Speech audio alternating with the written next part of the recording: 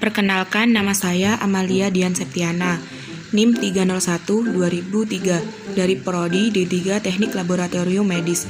Di sini saya akan mempresentasikan tentang tes protein. Yang pertama yaitu percobaan susunan elementer. Percobaan susunan elementer bertujuan untuk mengidentifikasi adanya unsur-unsur penyusun protein seperti nitrogen, karbon, oksigen, hidrogen, dan ada pula protein yang mengandung sedikit belerang dan fosfor. Alatnya yang pertama cawan porselin, kaca objek, penjepit, kaki 3, bunsen, kasa asbes, tabung reaksi, rak tabung reaksi, dan kertas lakmus. Bahan-bahannya NaOH 10%, Pb asetat 5%, HCl pekat, dan putih telur. Cara kerjanya yang pertama, identifikasi unsur nitrogen, oksigen, hidrogen, dan karbon. Masukkan 1 ml putih telur dalam cawan porselin, kemudian panaskan. Letakkan kaca objek di atasnya. Amati bau yang terjadi. Jika tercium bau seperti rambut terbakar, maka protein tersebut mengandung unsur nitrogen. Bila terjadi pengarangan, maka protein mengandung unsur karbon. Bila terjadi pengembunan pada kaca objek, maka protein tersebut mengandung unsur hidrogen dan oksigen. Yang kedua, identifikasi unsur nitrogen. Masukkan 2 ml putih telur ke dalam tabung reaksi. Tambahkan 1 ml NaOH 10%, kemudian panaskan. Perhatikan bau amonia yang terjadi, dan ujilah larutan tersebut dengan lakmus merah yang telah dibasahi oleh Aquades. Amati perubahan warna pada pH indikator terjadinya amonia menunjukkan adanya nitrogen. Yang ketiga, identifikasi unsur belerang. Masukkan 1 ml putih telur. Tambahkan 2 ml larutan NaOH 10%, kemudian panaskan selama beberapa menit. Tambahkan 1 ml larutan Pb asetat 5%, kemudian perhatikan perubahan yang terjadi. Apabila larutan tersebut berwarna hitam atau terdapat senyawa PbS, kemudian tambahkan dengan hati-hati 1 ml HCl pekat, lalu perhatikan bau yang muncul. Apabila tercium bau belerang yang khas, maka dalam sampel tersebut terdapat belerang. Ini ada hasil uji adanya unsur karbon, hidrogen, oksigen, atom nitrogen, dan belerang. Pembahasannya yaitu pada percobaan ini putih telur yang dipanaskan membentuk embun pada kaca objek. Ini menunjukkan bahwa albumin mengandung hidrogen dan oksigen. Selain itu, tercium pula bau rambut terbakar. Berarti putih telur mengandung nitrogen. Setelah dipanaskan, terjadi pengarangan berwarna hitam dan ada pada putih telur. Ini membuktikan adanya atom karbon. Pada putih telur yang ditambahkan NaOH 10% setelah dipanaskan, uap yang dihasilkan mengubah warna kertas lakmus merah menjadi biru dan tercium bau amonia. Ini membuktikan bahwa putih telur mengandung atom nitrogen. Pada putih telur yang dipanaskan dengan NaOH dan penambahan larutan Pb asetat dan HCl pekat, mengubah larutan menjadi warna hitam dan tercium bau belerang, karena terbentuknya PbS dan teroksidasinya belerang. Hal ini membuktikan bahwa putih telur mengandung belerang. Yang kedua yaitu percobaan kelarutan. Percobaan kelarutan bertujuan untuk mengetahui adanya kelarutan protein terhadap pelarut tertentu. Alatnya pipet tetes 5 buah, tabung reaksi 8 buah, dan rak tabung reaksi. Bahan-bahannya ada NaOH 40%, alkohol 96%, HCl 10%, Aquades, putih telur, dan susu. Cara kerjanya, yang pertama, tiap-tiap tabung reaksi diisi dengan pelarut Aquades sebanyak 3 ml, NaOH 40% sebanyak 3 ml, HCl 10% sebanyak 3 ml, dan alkohol 96% sebanyak 3 ml. Tiap 4 tabung reaksi masing-masing ditambah dengan 2 ml putih telur, dan kemudian 4 tabung lainnya diisi dengan 2 ml susu. Kemudian kocoklah larutan-larutan tersebut dengan kuat sampai homogen. Amati yang terjadi, kemudian simpulkan sifat kelarutan protein. Ini ada hasil percobaan dari putih telur, susu, NaOH 40%, alkohol 96%, HCl 10%, dan Aquades. Pada percobaan ini, putih telur dan susu yang ditambahkan dengan Aquades larut, begitu pula dengan penambahan HCl yang bersifat asam larut dan NaOH yang bersifat basa dapat larut dengan putih telur dan susu. Hal ini membuktikan bahwa protein bersifat amfoter. dapat larut dengan air, larutan asam maupun basa. Namun pada kloroform, putih telur dan susu tidak larut. Ini membuktikan bahwa protein tidak larut dalam pelarut lemak seperti kloroform.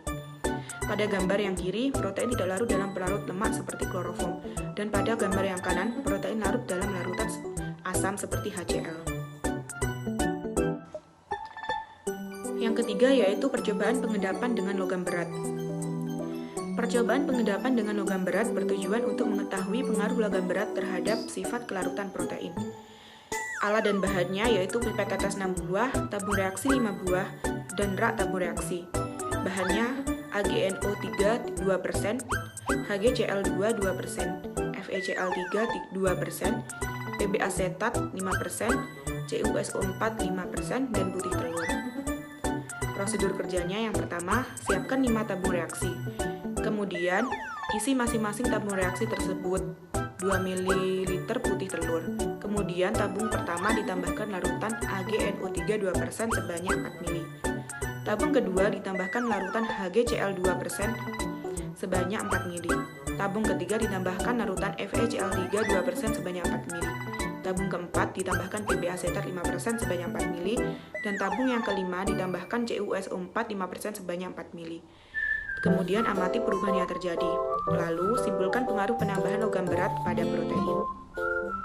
Ini hasil dari percobaan tersebut, yaitu putih telur AgNO3 2%, HgCl2 2%, FeCl3 2%, Pb asetat 5%, dan CuSO4 5%. Putih telur yang ditambahkan dengan AgNO3, HgCl2, FeCl3, Pb asetat, dan CuSO4 membentuk endapan. Endapan terjadi karena protein mengalami denaturasi. Denaturasi oleh logam bersifat irreversibel, yang berarti protein tidak dapat kembali ke wujud semula. Protein mengalami denaturasi irreversibel karena adanya logam-logam berat pada larutan, yaitu Cu2+, Hg2+, dan Pb2+, sehingga mudah mengendap. Percobaan yang keempat yaitu percobaan pengendapan dengan garam alkali.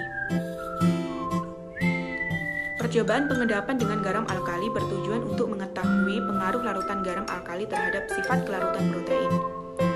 Alatnya pipet tetes 5 buah, tabung reaksi 4 buah, dan rak tabung reaksi. Bahan-bahannya NaCl 2%, BaCl2 2%, CaCl2 2%, MgSO4 2%, dan putih telur. Cara kerjanya, yang pertama, siapkan 4 tabung reaksi.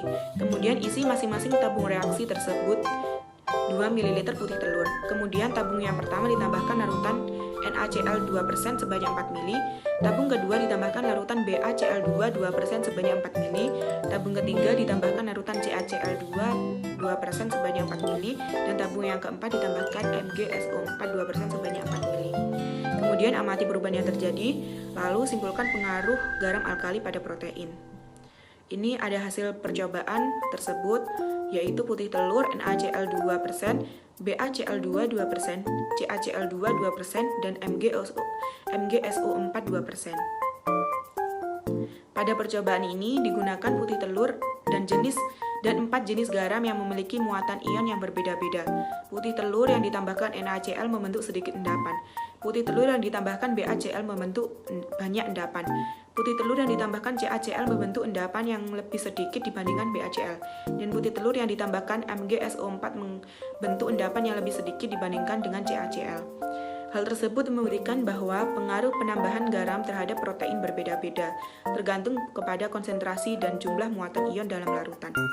Semakin tinggi konsentrasi dan jumlah muatan ion larutan atau garam, maka semakin efektif garam dalam pengendapan protein. Yang kelima yaitu percobaan pengendapan dengan asam kompleks. Percobaan pengendapan dengan asam kompleks bertujuan untuk mengetahui pengaruh asam kompleks terhadap sifat kelarutan protein. Alatnya yang pertama pipet tetes 6 buah, tabung reaksi 8 buah, dan rak tabung reaksi.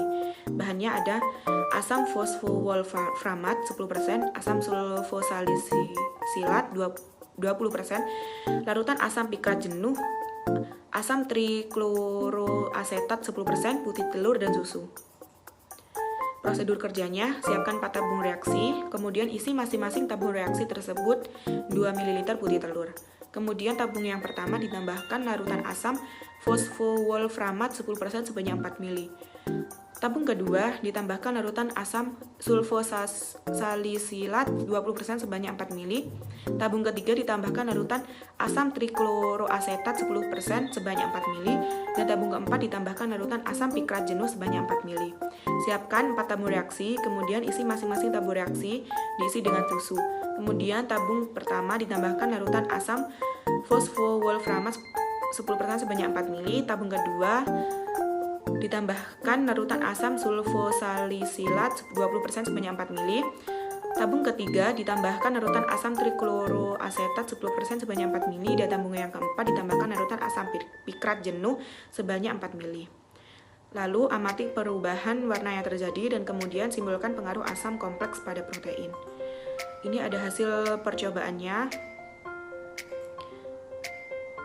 Yang pertama yaitu putih telur, yang kedua hasil percobaan pada susu.